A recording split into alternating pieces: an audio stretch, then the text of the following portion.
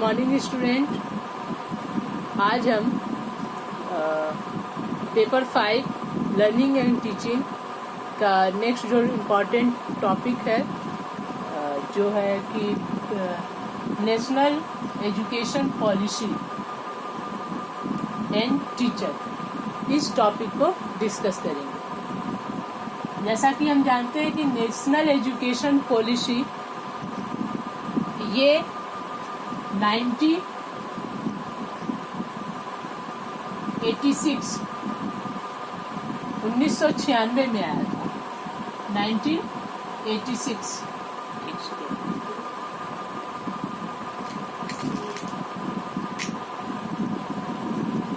यह पॉलिसी 1986 में आई थी, जिसको हम शॉर्ट में NEP भी कहते हैं।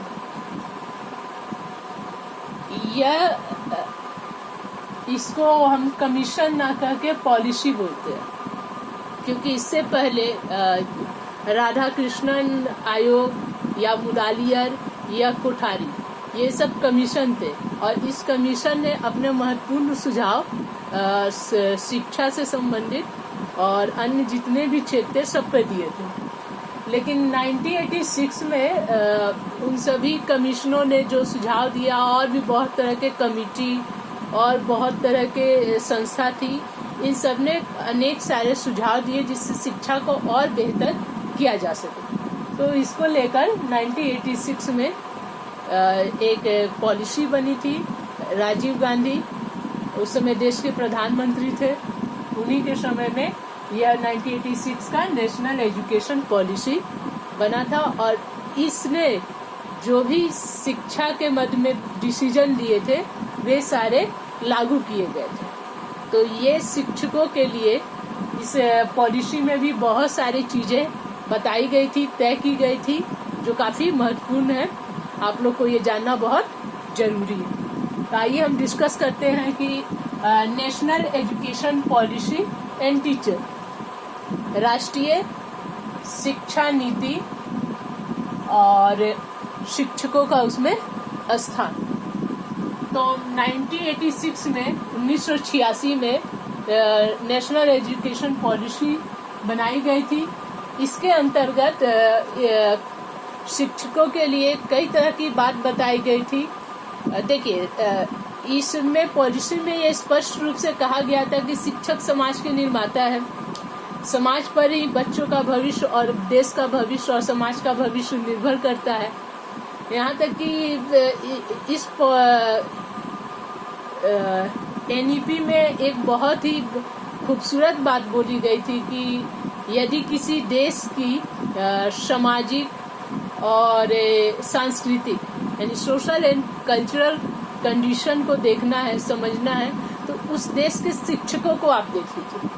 यदि शिक्षकों की स्थिति, उनकी गुणवत्ता, उनके स्वभाव, उनकी गुण यदि उच्च कोटि के हैं, तो निश्चित है कि वो समाज, वो राष्ट्र का भी सामाजिक और सांस्कृतिक स्तर क्या होगा, उच्च कोटि का होगा। और यदि शिक्षकों की स्थिति, उनका व्यवहार, उनकी सोच, उनकी स्थिति वो निम्न कोटि की होगी, तो उस देश का, उस समाज का, उस देश की स्थिति जो होगी, सांस्कृतिक, सामाजिक, हर तरह की स्थिति में वो देश क्या होगा, निम्न कोटि का होगा। इसलिए शिक्षकों के प्रति ध्यान देना, उनके लिए बेहतर सोचना, ये सरकार का क्या होना चाहिए, यह परम दायित्व होना चाहिए। और शिक्षकों के भी बहुत सारे दायित्व होंगे, रेस्पॉन्सिबिलिटी होंगी, उसको भी समझना होगा, क्योंकि उसी से देश का वर्तमान और देश का भविष्य क्या करता है, निर्भर करता है। तो इसके लिए इस कमीशन, इस पॉलिसी में जो मुख्य बातें बोली गई थी उसको हम पॉइंट आउट करते हैं। कि पहला बात है रेस्पॉन्सिबिलिटी। नेशनल एजुकेशन पॉलिसी ने कहा कि शिक्षकों को अपने रेस्पॉन्सिबिलिटी, दायित्व को समझना चाहिए और उसको ईमानदारी पूर्वक, निष्ठा पूर्वक उसे निभाने का हमेशा प्रयास करना चाहिए, और उसको जितना बेहतर बना सके वो होनी चाहिए। दूसरी बात करते हैं अकाउंटेबिलिटी। शिक्षकों का सिर्फ दायित्व ही नहीं है, बल्कि उनका बच्चों के प्रति, बच्चों के माता पिता, समाज, राष्ट्र सबके प्रति उनकी जवाबदेही भी बनती है। क्योंकि शिक्षक जैसे होंगे उस देश के बच्चा, उस देश का भविष्य भी क्या होगा, वैसा ही बनेगा। तो इसके लिए जरूरी है कि शिक्षक क्या हो, अपने दायित्व को समझे और न केवल दायित्व को समझे, उसको बेहतर ढंग से निर्वहन करने का हमेशा प्रयास करते रहे और समाज के बेहतरी के लिए, समाज के को प्रगतिशील बनाने के लिए, बच्चों को बेहतर बनाने के लिए हमेशा प्रयत्नरत होना चाहिए। किसी जो महत्वपूर्ण बात की है, गाइडलाइन की बात की है, एक दिशा निर्देश पर बल दिया गया कि शिक्षकों की जो नियुक्तियां होगी, शिक्षकों का जो वेतनमान होगा, जो सैलरी होगी, उसकी हर तरह की उन्नति प्रोन्नति, इसका एक निश्चित गाइडलाइन बनाने पर जोर दिया गया, जिससे क्या हो, हर तरह की चीजें स्पष्ट हो। गाइडलाइन होने से क्या होता है, हर चीज स्पष्ट हो जाता है, उसमें हर चीज का क्लेरिफिकेशन दिया रहता है और इसके अकॉर्डिंग चलने से पूरा देश में क्या है, कोई भी चीज असहज नहीं रहेगा, किसी भी तरह की कोई भ्रांतियां नहीं पनपेगी, हर चीज क्लियर रहेगा। इसमें क्या किया गया, टीचर को कहा गया कि जो कमजोर बच्चे हैं, जो पिछड़े बच्चे हैं, जिन्हें विशेष मदद की जरूरत है, वैसे बच्चों पर विशेष ध्यान दे, जिससे उसको बेहतर रिमीडियल टीचिंग की बात की गई। जो पिछड़े बच्चे हैं, देश की जो शिक्षा साक्षरता दर थी वो काफी कम थी, उसको और बेहतर करने के लिए, योग्य बनाने के लिए जरूरी था कि शिक्षकों को भी हर तरह की सुविधा दी जाए और शिक्षकों को भी हर तरह के अपने दायित्व और कर्तव्य को निभाने के लिए हमेशा तत्पर रहना चाहिए। तो इस दिशा में बैलेंस करते हुए नेशनल एजुकेशन पॉलिसी ने भी सरकार ने अपने दायित्व को भी क्लियर किया शिक्षकों के प्रति, और शिक्षकों का भी दायित्व क्लियर किया बालक और समाज के प्रति क्या होनी चाहिए, उसका स्पष्ट गाइडलाइन देने की बात पर बल दिया गया। इसके बाद जो महत्वपूर्ण था, राममूर्ति कमेटी, जो 1990 में इस समिति का गठन किया गया था और इस समिति का काम ही था कि शिक्षा के लिए, टीचर ट्रेनिंग के लिए और शिक्षकों को स्थिति को बेहतर करने के लिए, उसकी गुणवत्ता को वृद्धि करने के लिए इस कमेटी का गठन किया गया था।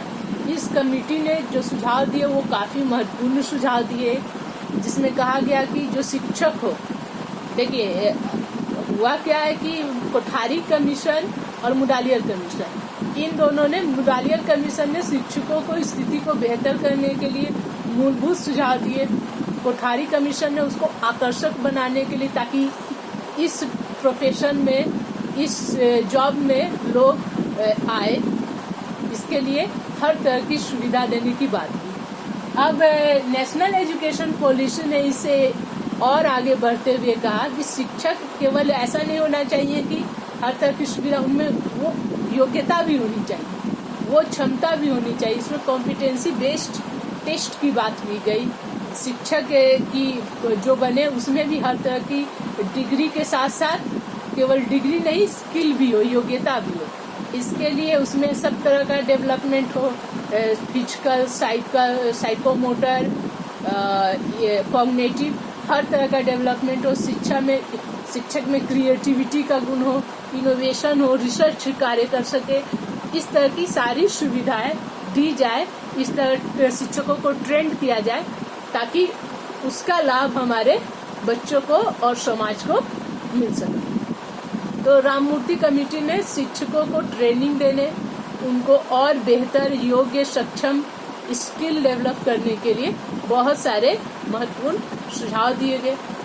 इसी आधार पर आगे चल के एक संस्था का गठन किया गया जिसको कहते हैं NCTE, national council for teacher education. इसका गठन 1995 में किया गया और इस इंस्टीट्यूट का कार्य था कि टीचरों को ट्रेंड करे और टीचर को ट्रेन करने के अंतर्गत हर तरह की टीचर आए, जो सर्विस के पहले हो, pre service training, in service training और पोस्ट सर्विस ट्रेनिंग, पोस्ट नहीं, प्री और इन सर्विस ट्रेनिंग। टीचरों को किस तरह ट्रेन किया जाए, इसने अपना गाइडलाइंस बनाया और इसी के आधार पर अब शिक्षकों को ट्रेनिंग नियमित रूप से और एक फिक्स्ड गाइडलाइन के तहत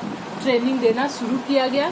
इससे क्या हुआ, जो बच्चे, जो युवा शिक्षक के क्षेत्र में इस प्रोफेशन को अपनाना चाहते थे, तो इससे क्या हो गया, अब उनको ट्रेनिंग दी जाने लगी, उस योग्य बनाया जाने लगा, जिससे वो क्या करे, एक वास्तव में योग्य, सक्षम और कुशल शिक्षक बन सके, जिससे बच्चों को बेहतर शिक्षक मिल सके, बच्चों को साक्षर बनाया जा सके, योग्य बनाया जा सके।